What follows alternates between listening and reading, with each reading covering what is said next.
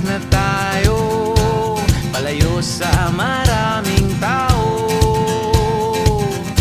Tumiwalay at magtago sa maingay at malabong mundo.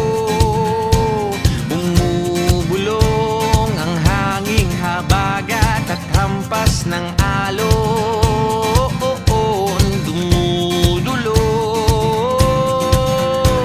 at niyayakag na tayo ng karagatan.